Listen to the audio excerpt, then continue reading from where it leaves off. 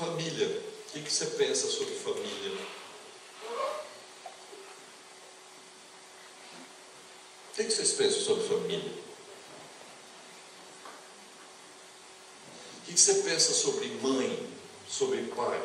Mãe é sagrada. Não é mãe, não é sagrada? Será que mamãe é sagrada?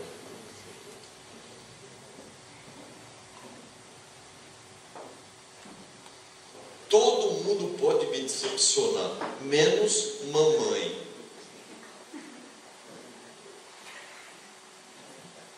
Veja, são valores. Mãe não tem sexo. Vocês sabiam? Você é sexuado, velho. Maravilha. Vejam vocês, como nós temos uma série de coisas. Qual é a nossa religião? Como é seu Deus? O seu Deus demonstra quem é você. Como você acredita em Deus? Deus é justo. Deus é justo. Olha o dedo. Que o dedo de Deus não caia sobre você. Que Deus você acredita? Os indianos acreditam em deuses que não são homens nem mulheres. São muitos enfeitados. Tem anéis até nos dedos dos pés. O nosso Deus é judaico-cristão. Nosso Deus é homem, barbudo. Mas eu não acredito nesse Deus, mas porque eu sou espírita, e eu acredito que Deus é a inteligência primeira causa, é a inteligência suprema causa primeira de todas as coisas. Questão número 1 do livro dos Espíritos. Será que isso não é só periférico? Quando você acredita que você está sofrendo algo por culpa do karma, quem está lhe castigando?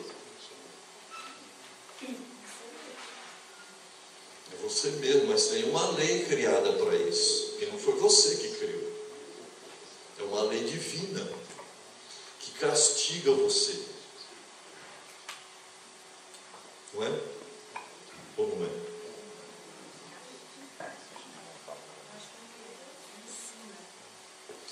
Ensina, mas você está renovada. Mas para a maioria de nós, o que eu fiz para estar sofrendo isso? Meu Deus, com as nossas expressões. Será que eu tirei pedra na cruz? Ainda no fundo, os nossos valores sagrados aqui embaixo determinam aquilo que a gente pensa a respeito das coisas. Então, como é que é teu Deus? Como é teu casamento? Como é que é a tua viuvez? Eu contei lá em Montreal, uma viúva que me procurou e disse assim, que estou viúva há tempos, há anos, e não sinto mais nada, já sublimei o sexo. Falei, que bom, que ótimo. Mas, Kiko, tem um obsessor que me persegue. Sempre tem um obsessor para levar a culpa. Porque a gente não tem culpa. Quem tem culpa? O obsessor. E ele me persegue, ele me aparece aos pés da minha cama toda noite. E não é feio o que é um obsessor lindo. Ele aparece aos pés da minha cama sem camisa, me olhando com aquela cara de obsessor. Você sabe como é que é, né? Eu falei, sei. Veja só, a tua carência faz com que você tenha uma miragem. Pela sua sede de água, você vê um lago no deserto, com oásis no deserto. Veja só, por quê? Como é viúva? A viúva tem que ficar quietinha. Não estou dizendo, eu não acredito nisso.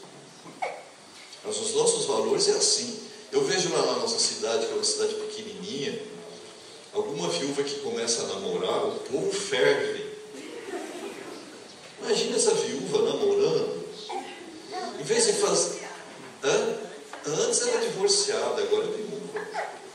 Em vez de estar fazendo tricô e crochê de caridade, porque nós temos esses valores e a gente precisa repensar nessas coisas de família. Como que são meus irmãos? O que meu irmão deve fazer? O que meu pai deve fazer? Então vejam vocês, a profissão, existem profissões masculinas, profissões femininas. Eu sei que não existe mais isso, mas durante muito tempo existiu. E isso ainda borbulha na nossa intimidade. Então veja, nós não vemos as coisas como elas são, nós vemos as coisas como nós somos. Dá para entender?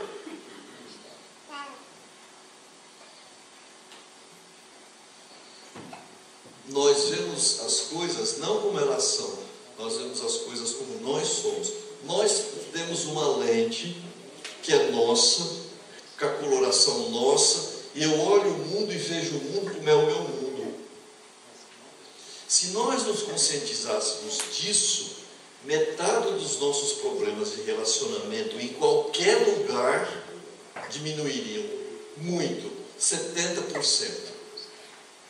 Porque eu sei que a lente do outro é diferente da minha. E eu devo aceitar o outro como o outro deve me aceitar. Não, mas você está errado. Como você diz para alguém isso? Como você diz para alguém isso? Você não sabe o que você está fazendo. Isso é desrespeitar o outro. Quando você fala mal dos amigos de uma pessoa, você sabia que você está falando mal da pessoa, para ela mesma? Porque os nossos amigos é o nosso círculo das pessoas que nós atraímos com a nossa lente interna. Você fala assim, seus amigos não prestam, minha filha. Você está dizendo para sua filha, você não presta. Como você diz isso?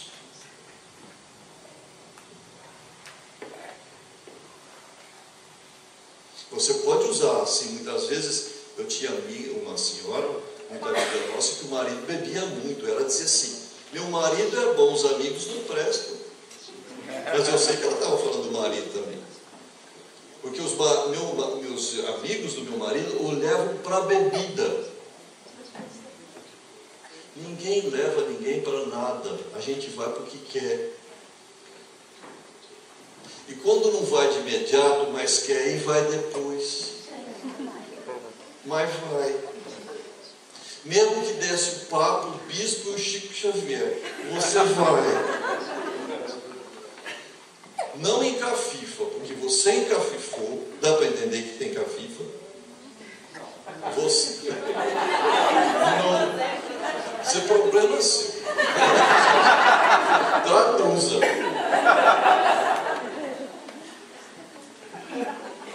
Se você cismar com algo, você vai fazer e vai fazer. Mesmo que não der certo, mas você vai fazer. A gente encafifa com alguém a vida inteira. E tem que ser aquele. O mundo tem 7 bilhões de pessoas, mas é aquele. E ainda inventa essa questão da alma gêmea, que não existe. Sinto nos informar. O Espiritismo nos diz que não existe os pares eternos. As algemas. Você já achou tua algema? Já achou tua algema? Já, que bom. Se as pessoas dizem assim, Kiko, achei minha alma gêmea, que bom. Nós vamos casar, já compramos as nossas coisinhas. Que bom, nossas coisinhas é a cama e o guarda-roupa. Depois, né? E aí, cara, depois de 6 meses me procuram de novo, que não era minha alma gêmea. Era meu karma, sabe?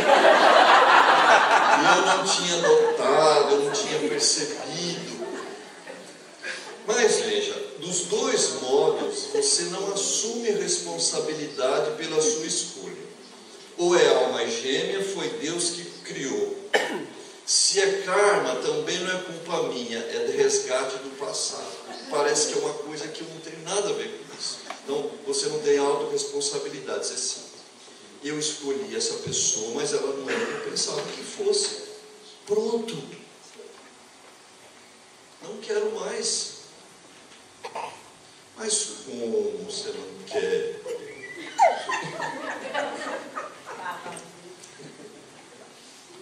Depois de tudo que nós fizemos, depois de todos os almoços e jantas, você não quer mais? Não, não quero. Ah, mas não pode. Eu não acredito que você está fazendo isso comigo. Geralmente a gente não fala comigo, a gente fala com o seu pai. E seu pai fala com a sua mãe. Veja, conceitos. O que é casamento? O que é escolha? Escolher eu tenho que ficar. Escolher errado, mas tem que ficar. Não consigo me separar. Mesmo que eu não sinto mais nada, mas eu não consigo me separar. Eu vou ficar junto até o fim dos tempos. Então veja, a gente leva essas coisas, elas parecem que são engraçadas, mas quando elas vêm na porta da nossa vida, acontecem na nossa vida, é doloroso. Mas o que nos faz sofrer são os preconceitos, são espinhos da nossa intimidade. Nós temos que repensá-los. Então, quando você... O que eu penso a respeito do sexo?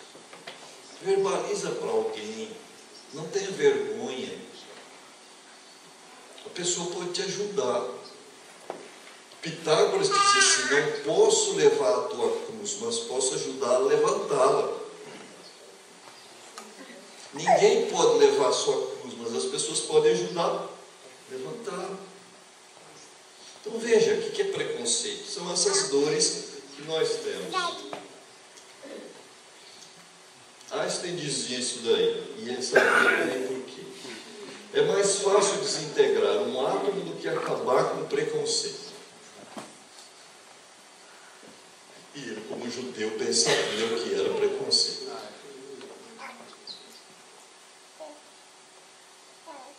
E é difícil. É um trabalho difícil. Negro tem preconceito, sabia? Branco tem preconceito. Estou falando de raça. Índio tem preconceito, raça amarela. Todos nós somos seres preconceituosos. Outro dia encontrei uma moça, assim, eu não me conformo, que eu tenho minha luta é a luta do zumbi. A luta do zumbi? O que é isso? Falei assim, meu tataravô era escravo e ele era zumbi, ele participava de uma colônia de escravos que fugiram e moravam nesse tipo de aldeia, de cidade. Tem o quilombo de Palmares também, mas existia também o zumbi. Vejam vocês, a pessoa, o tataravô foi escravo. Ela está na luta ainda do tataravô, está sentindo as dores do tataravô. Os conceitos de escravidão, há 300 anos atrás, 200 anos atrás, eram completamente diferentes dos nossos conceitos hoje em dia. Hoje a gente tem uma visão apurada a respeito dos direitos humanos. Mas há 400 anos atrás, 300 anos atrás, nós tínhamos. Nós não tínhamos esses conceitos todos, essa postura toda. Há 100 anos atrás, 150 anos atrás, todas as pessoas tinham uma postura assim. Quem não anda de chapéu e de terno, e a dama que não anda de guarda-chuva e de chapéu e luvas, não é uma pessoa direita. É uma pessoa alheia à sociedade. Veja hoje. Quem anda de chapéu, sombrinha e luva, a não ser no Canadá que se anda de luva. As prostitutas, na época